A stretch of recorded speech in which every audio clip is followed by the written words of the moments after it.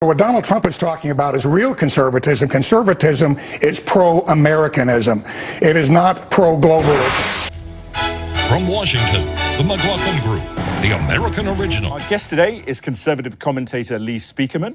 Walmart is basically a Chinese merchandising market, and that has served many, many millions of Americans, many, many millions of the Trump base very well. I'm a big Walmart supporter. I shop at a great place, but the average non-managerial employee at Walmart makes $14 an hour. The average factory worker in the United States makes $24 an hour, $20,000 a year difference, and that is a direct result of our ridiculous trade deal. Okay, we're up to that. Europeans want to come back and tax our items, whether it be blue jeans, Harley-Davidson motorcycles, bourbon, orange juice, on and on.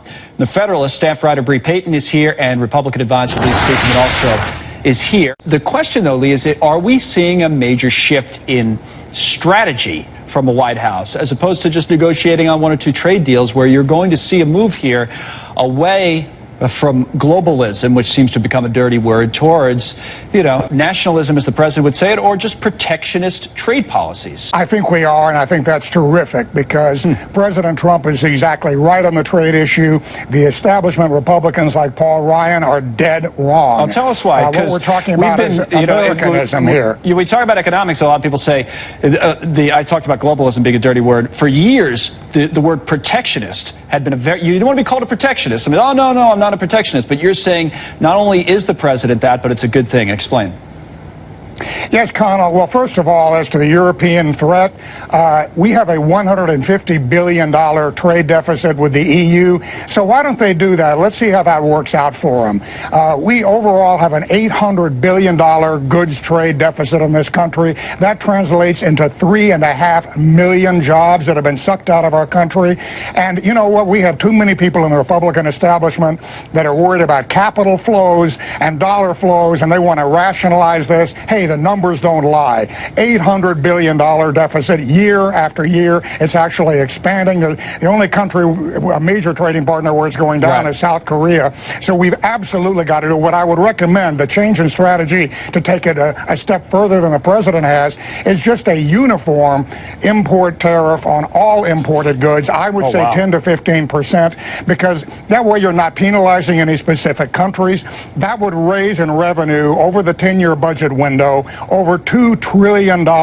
That's enough to make all of the middle income tax cuts in the Trump tax relief that was just passed permanent, so they don't expire. It's enough to fund a repeal and replace of Obamacare. It's enough to seed an infrastructure bank and to keep us from having $1 trillion deficits. You've ratcheted up even another notch or two there from that's how it ought to be done. What the president is talking about. So everything basically is going to get more expensive because of the steel tariff. No, I understand it. By the way, the market's off the lows if you guys are paying attention. We're only down 78 now. This will have to be the last point, Lee. Go ahead. Well, I was going to say they often, the establishment and the so-called free traders, raise the thing of components costing more money. That's a big part of our trade problem. We need to repatriate the American supply chain, and we need to bring those jobs for the components back here. $800 billion trade deficit, 3.5 million jobs. We need that, and we also need the revenue from a trade tariff to make the middle income tax cuts permanent. This is very important. I bet this is what the arguments sound like with Gary Cohn and Peter Navarro standing in front of the president's desk in the Oval Office. Cohn is wrong on this one. He's dead wrong on this one. Thank you. Let me switch gears and take you to today in terms of President Trump pushing back on the TPP in terms of trade. Your thoughts on what we heard from the president? I'm glad he is. I mean, he mentioned several problems with TPP. To me, the most fundamental is that it is a Trojan horse for China. For instance, an engine can be built with 60% Chinese content and still be considered originating in a TPP country, which doesn't include China. So this idea that this is some kind of bulwark against China or a way of getting beyond China in trade is ridiculous. Again, we have a $400 billion goods trade deficit with China. TPP would do nothing to remedy that.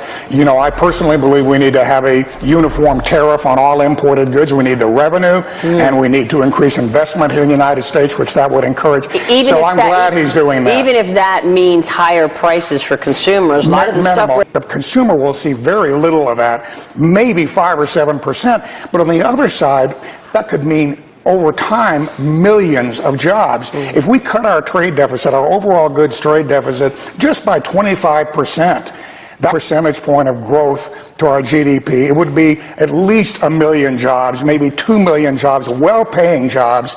Unfortunately, we're becoming a nation of cashiers, waiters, and baristas. Nothing wrong with any of those jobs. Right. Unfortunately, they pay about $12 to $15 an hour. You want to see higher pay. 24. You want to see higher pay. I sure do. Yeah, That's crucial. It's not just the dollar flows and the stuff Wall Street worries about.